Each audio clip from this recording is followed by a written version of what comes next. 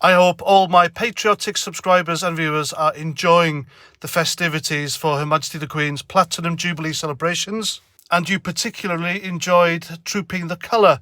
I did. My favourite bit was when the protesters from Animal Rebellion decided to disrupt Trooping the Colour by running in front of the horses, because if that's not dangerous or stressful to horses, I don't know what is. And these arseholes claim to be animal lovers, but they got what they deserved, and it's about bloody time.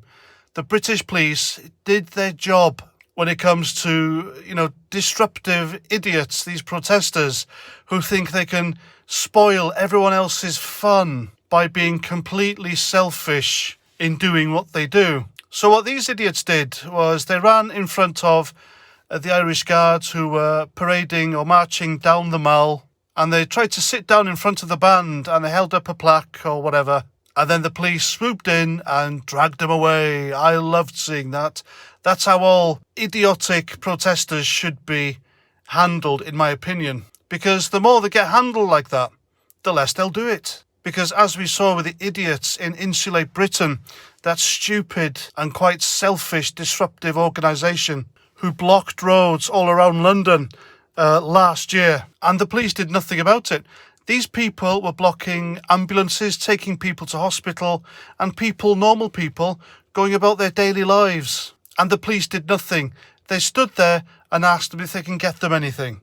This is what happens, folks, when you recruit left-wing graduates from communist university colleges' hotbeds into the police, rather than ordinary men and women, tough men and women, who aren't scared of doing their job and getting stuck in and stopping the criminals and keeping everyone else safe.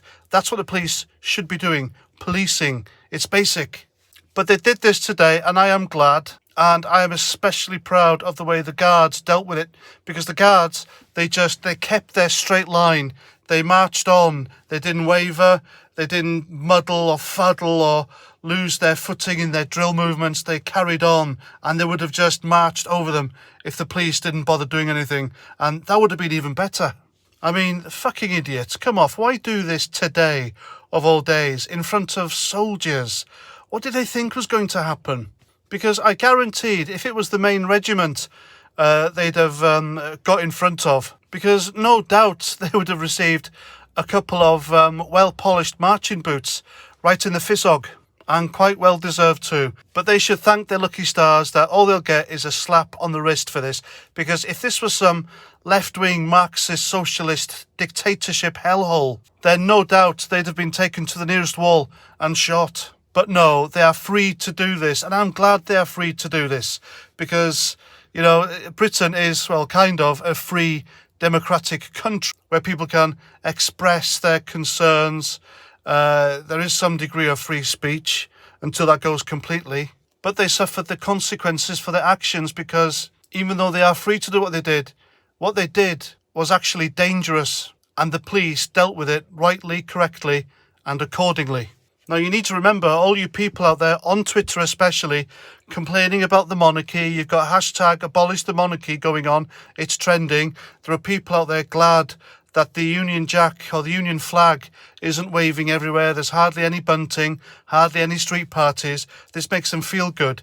They love the fact that there aren't people out there being patriotic, loving their country, people, culture, and celebrating it. Celebrate the unity of the United Kingdom. These are the same people who are whinging about the fact that they can't vote for the monarch, for the Queen, yet they've got the EU flag. And I can guarantee you now, they have absolutely no idea who the current president of the EU is, and also the fact that they can't vote for them.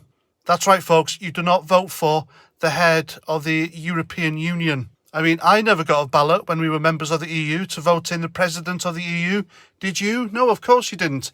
It's the top tier, the cream of the crop, the unelected bureaucrats at the top of Brussels, the EU, that votes in these dictators, which is what they are, unelected dictators.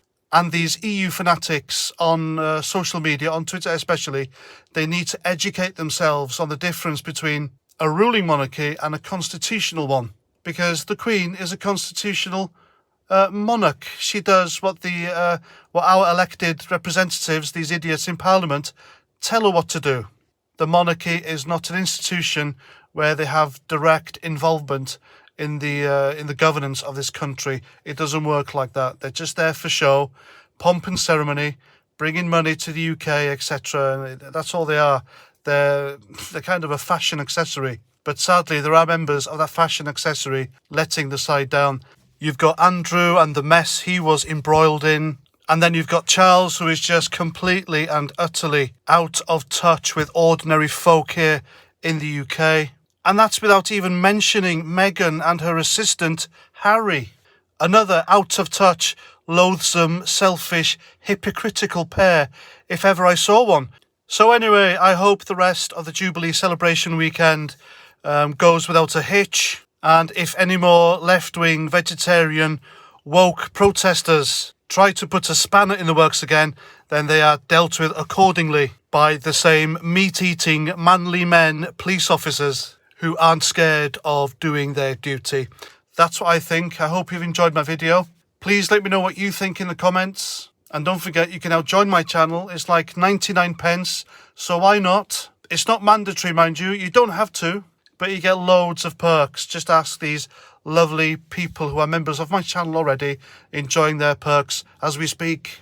And that's that. So until my next video, please comment, share, subscribe, and Roger Bannister.